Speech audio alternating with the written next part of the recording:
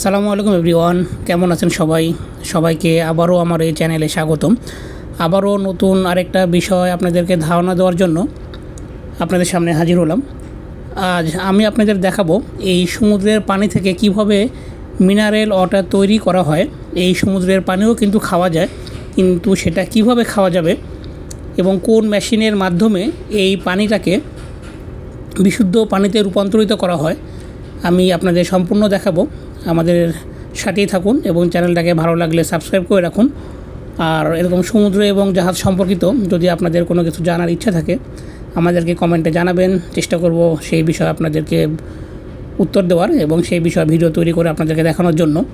আসলে জাহাজ এবং সমুদ্র সম্পর্কিত আমাদের অনেক কিছু জানার আছে, জাহাজ সম্পর্কিত তো অনেক কিছু জানার আছে। তো আমি একের পর এক চেষ্টা করব সেই বিষয়ে আপনাদেরকে ধারণা দেওয়ার জন্য।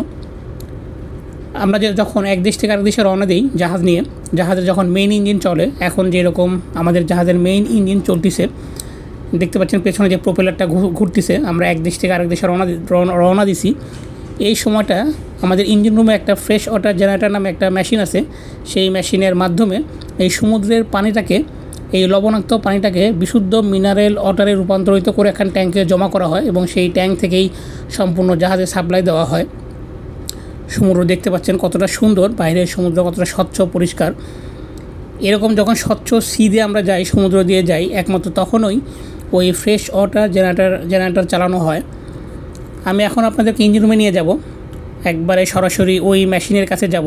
সম্পূর্ণ ইঞ্জিন রুমের ভিডিও আমার চ্যানেলে দেওয়া আছে, যদি আপনাদের দেখার ইচ্ছা হয় দেখে নেবেন এবং কোনো কিছু জানার ইচ্ছা হলে আমাদেরকে বলবেন ইঞ্জিনিয়ারিং ডিপার্টমেন্টের যে কোনো বিষয় নিয়ে। এই যে মেশিনটা দেখতে পাচ্ছেন এটাকেই বলা হয় ফ্রেশ ওয়াটার জেনারেটর। এই ফ্রেশ ওয়াটার জেনারেটরের মাধ্যমেই বিশুদ্ধ পানি তৈরি করা হয়। এই জাহাজের যেরকম মেইন ইঞ্জিন চলতেছে, এই জাহাজের মেইন ইঞ্জিন যখন চলে একটা নির্দিষ্ট টেম্পারেচার তাপমাত্রা মেনটেন করা হয়, ওই হিটিংটার সাথে এই ফ্রেশ ওয়াটার জেনারেটরে সম্পৃক্ত। তো ওই হিটিংয়ের মাধ্যমে এখানে দেখতে পাচ্ছেন এই গ্লাস দিয়ে দেখা যায় এখানে ভেতরে সমুদ্রের পানি বয়েল হচ্ছে। যে কোনো একটা পানি আপনারা বাসায় যখন বয়েল করেন দেখতে পান যে ওই পানি থেকে লবণটা কিন্তু আলাদা হয়ে যায়, লবণ মশলা, এবং একটা বাষ্প হয়ে কিছু পানি উড়ে যায়। ওই যে বাষ্পটা যেটা হয়ে উড়ে যায় ওটা কিন্তু ফ্রেশ পানি। ঠিক তা এটা এরকমই প্রসেসটা, কিছুটা ওইরকমই। সম্পূর্ণ বিস্তারিত বলতে গেলে অনেক লং হয়ে যাবে ভিডিওটা। তো এর ভিতরে পানি বয়েল হয় এবং এই বয়েলের মাধ্যমে লবণটা আলাদা হয়ে যায় এবং বিশুদ্ধ পানিটা ট্যাঙ্কে সাপ্লাই হয়।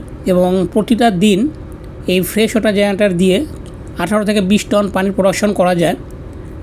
এখন যেরকম আমাদের জাহাজের মেইন ইঞ্জিন চলতেছে, এটা আমাদের জাহাজের প্রোপেলার শাফট বলতে পারেন। এই প্রোপেলার শাফট দেখেন কন্টিনিউ ঘুরতেছে, তার মানে হচ্ছে আমাদের জাহাজের মেইন ইঞ্জিন চলে। আমরা এক দেশ থেকে আরেক দেশে রওনা দিছি, একমাত্র যতদিন আমরা এরকম সিতে থাকবো এই মেইন ইঞ্জিন যতদিন চলবে ততদিন ওই ফ্রেশ ওয়াটার জেনারেটর পানির প্রোডাকশন চলবে।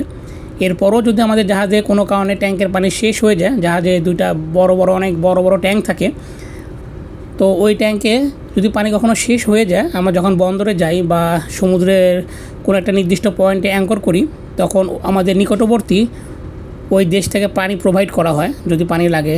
আল্লাহ হাফেজ, ভালো থাকবেন।